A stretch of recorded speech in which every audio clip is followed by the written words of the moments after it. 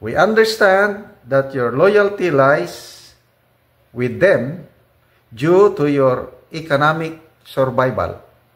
However, as a senior citizen, we hope that you will choose to do what is right for the country in the remaining years of your life. You are part of the corrupt system of the Philippines and do not act in the best interest of the people.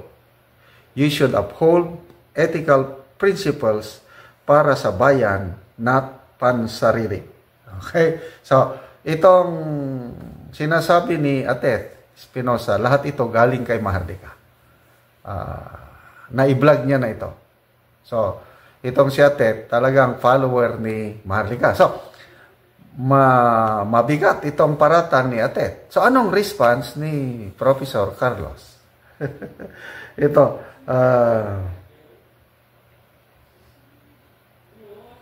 okay, sabi ni Atet,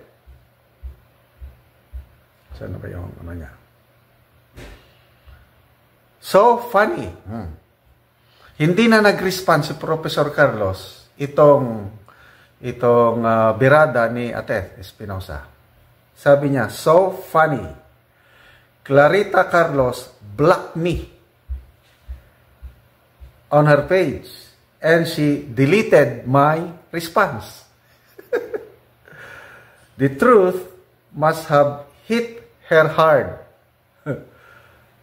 Dami ng like and shattering her illusions.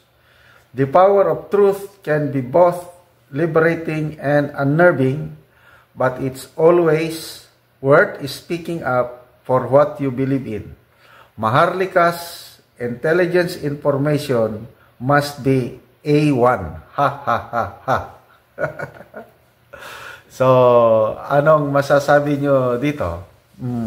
Ako, natatawa ko sa tapang nito, netizens na ito.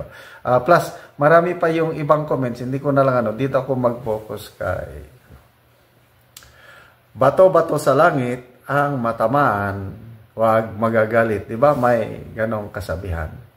Ako, sa aking buhay as vlogger, hindi maiwasan talaga yung buzzers. Tinatawag ako kung anong mga ngalan, General Marites, General Polvoron, kung ano-anong pinaparatang sa akin. Ako, pag nakakabasa ako ng ganon, ang aking comment, ganito, salamat sa iyong panonood sa akin. Ganun lang. Hindi ko sinabli na black. Kasi, kahit buzzer sila, nanonood sila sa aking mga vlog, yung panonood nila, may income ako at nakakatulong sa ating tinutulungan ng mga Talanding tribe. Ganun lang yun. Yung mga paratang nila sa akin, wala, balikan lang dahil alam ko ang sarili ko, I am accountable to God kung ano yung sinasabi ko, ano yung ginagawa ko. So, wala lang. Tawa lang. So, sabi ni Atet na A1 information yung pasabog ni Maharlika, yung generous allowance siguro.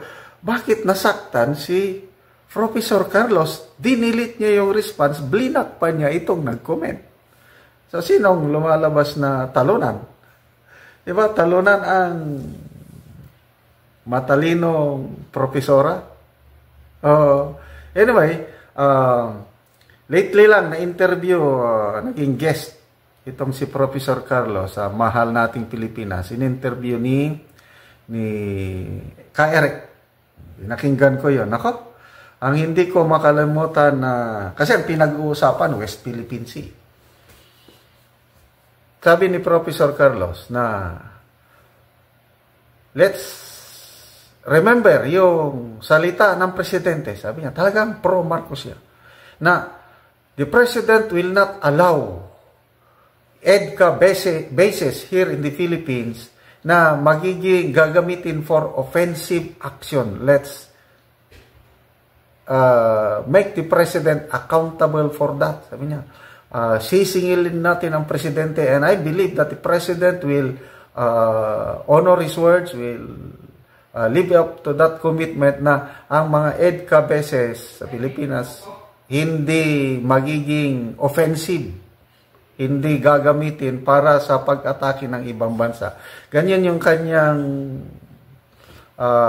opinion kasi maraming nagrereklamo na delikado na ang kalagayan ng Pilipinas dahil sa additional EDCA sites diyan sa dalawa sa Cagayan province and isa sa Isabela, nasa Northern Luzon yan, malapit na sa Taiwan. Na very clear na ito paghahanda ng mga Amerikano in case na magkagera ang China and US dahil sa Taiwan problem na yan.